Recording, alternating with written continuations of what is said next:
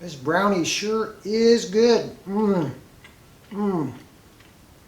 Are you taking care of your health? Are you going to be healthy enough to enjoy your retirement?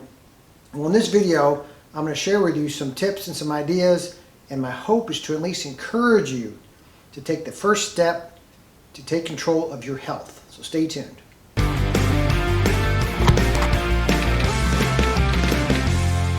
Hi, I'm David, and this channel is about getting out of the rat race and retiring early. Why? Because life is too short to be miserable. At least for me anyway. And you know what would also be miserable and unfortunate? If you or I were not able to enjoy our retirement or even make it to retirement because we did not take control of our health.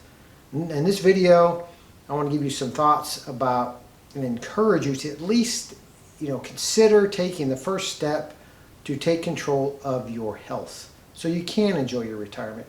Now, I know there's some people out there who have disabilities or things like cancer or things that are beyond your control, and I understand that, but for the vast majority of people, we don't have any excuses. We just choose not to take care of our health. And I don't want to fat shame anybody or talk down to anybody. I just trying to speak from my heart because I care about people, and I want you to really embrace and think about at least taking the next step to a better healthy lifestyle. Now, I always thought, why don't people take care of themselves? And I think there's a couple reasons. One is people use the excuse that they don't have time. I just don't have time. Well, we all make time for those things that are important to us. When my kids were little, I used to get up at 4:30 in the morning, and I was at the gym from 5 to 6 because that's the only time I could do it. Was it fun? Hell no.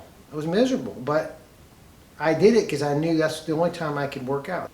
The other reason why I think people don't really take care of themselves is they really don't think anything bad is going to ever happen to them. A good analogy is we've all seen the guy on the motorcycle with the t-shirt, shorts, no helmet, driving down the road, and we think, why isn't he wearing a helmet? Why isn't he wearing gear? They don't think that they're ever going to wreck, so they don't wear gear. I think a lot of people think the same way about their health. Well, they don't really think about it. They just don't really think anything's going to bad happen to them, and then in their 50s or 60s, they have a heart attack or a stroke, and the doctor looks at them and says, you got to quit smoking or lose weight, you're going to die. And then they go, oh, now I have to take care of my health. I think another reason why people don't really exercise and take care of their health is they really don't understand what the benefits are. But if you exercise, you are going to feel better, you're going to get sick less often, and you're going to sleep better. And maybe if you lose enough weight, you can sleep better. A lot of people have sleep apnea because they're overweight, and now a lot of people have these CPAP machines so they can sleep. Do you really want to have a machine on your face for the rest of your life? Now, maybe you have to. Maybe there's losing weight and getting healthy is not going to change that. But I think a lot of people that use those machines are overweight. Just as a side note, one thing you might want to consider is when my son was young, he had sleep apnea, not because he was overweight, because his tonsils were too large. And once we had those removed, he was able to sleep fine. But just think about those benefits. And why don't you take care of yourself? At least consider taking care of yourself for your spouse or your kids or your grandkids. So I want to give you some practical tips now about some things that have worked for me and some ideas for you. Now, if you can only choose between, or at least want to start, between eating healthy and exercise, I would say start with your eating, because there's a saying, you can't out-exercise a bad diet. So if you're eating cheese fries all the time and ice cream, you can work out as much as you want, but it's an uphill battle. So start with eating healthier. Now, a couple suggestions for eating healthier. One is just simply eating more fruits and vegetables and eating less cheese fries. Another option for you to help you eat healthier, or not really healthier, but lose some weight, is it's called a keto diet. Now, I'm not going to go into great detail about any of these things I'm talking about.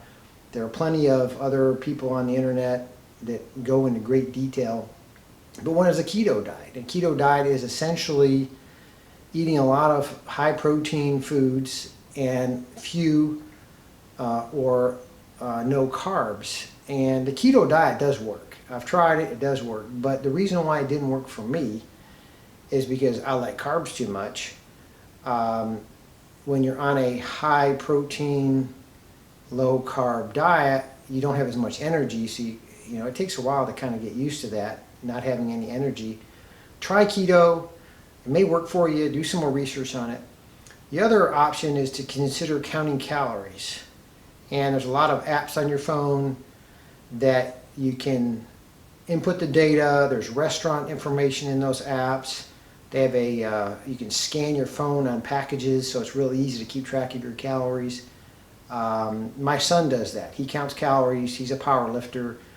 He even has a scale, a kitchen scale, food scale. So he weighs out chips. He weighs out cereal. He weighs out meat. He does that. I've tried that, and the reason why it didn't work for me was some days I'd come home from work and I'd look at my phone and say, I only have 300 calories left for the day. And it'd be stressful for me. So I don't count calories. The benefit of counting calories is it's simple math. If your body requires 2,000 calories a day, for instance, and you eat 200 calories a day less, which is like a Coke, you will lose 12 pounds a year. So counting calories may work for you. I don't like it, but at least do some research, try that. Another option that does work for me is called intermittent fasting. And essentially, I'd eat between noon and 8 p.m. And the way intermittent fasting works, when you stop eating at 8, and normally if you just get up and eat breakfast, your body uses that cereal or bagel or whatever you're having for breakfast for fuel. Well, if you stop eating at 8 o'clock at night, then 8, 9, 10 o'clock, your body is saying, I need some fuel. You're not giving me food. So what it does is it gets this fuel source from your fat, mainly from your fat stores. Maybe some little bit from muscle, but mostly from your fat stores.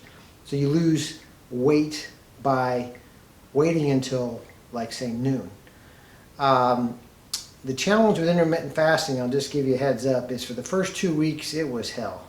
I drank a lot of water, a lot of coffee, because I used to eat, I didn't eat breakfast, but I'd always have snacks around 10 o'clock at work.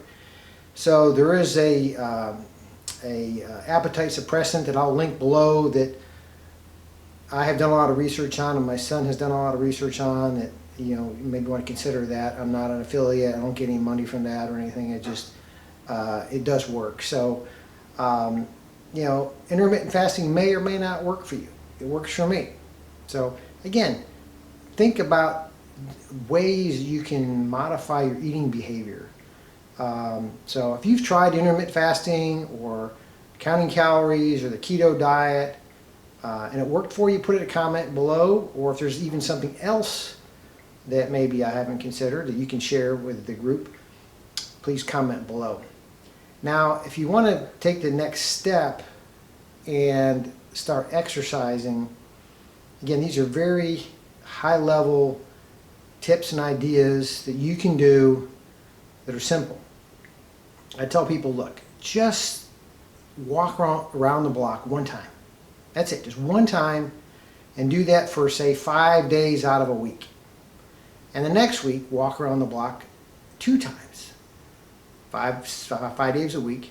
Next week, 3 times, and build up to your walking to about, ideally 45 minutes to an hour. If you can only get 30 minutes in, it's better than nothing. So try that. Another option for you is if you work in an office building or you live in a mid or high-rise apartment complex and there's stairs, Start by walking down the stairs. Don't walk up. You will be sore for days, and it's very, very stressful. So anything I say, check with your doctor before you do any kind of physical activity. But, walk down the stairs. One flight. Just one flight down. Do that for 5 days. And then next week, 2 flights. And next week, 3 flights. And then maybe eventually you think, okay, I'm going to do 1 flight up. And then slowly add to that. You will, burn some calories. Another thing I was just thinking about walking around the block is if you live near a school or a college and they have one of those oval tracks around the football field, each lap around the track, the inside lap, is a quarter mile. So if you have access to one and you can use it, walk around it 1 time. It's a quarter mile. And then 5 days, and then next week 2 times, and then next week 3 times, etc. And build yourself up so you're walking ideally 45 minutes to an hour. Now another tip that works for me and I have is if you have the room and you have the ability to purchase a treadmill, is plop it down in front of your TV. I'm sure you might watch a lot of TV, so that hour will go by so fast just by walking on the treadmill. You'll get to watch your TV show and you will burn some calories. Take that first step. Please take that first step. Eat healthier, start exercising. At least, I hope in this video you have at least given you some encouragement to try one thing. Just try one thing. Try one eating thing, one exercising thing, just to get started. So, thank you for your time. I hope you really will consider something I said, and just thanks for watching. I appreciate your time. Take care.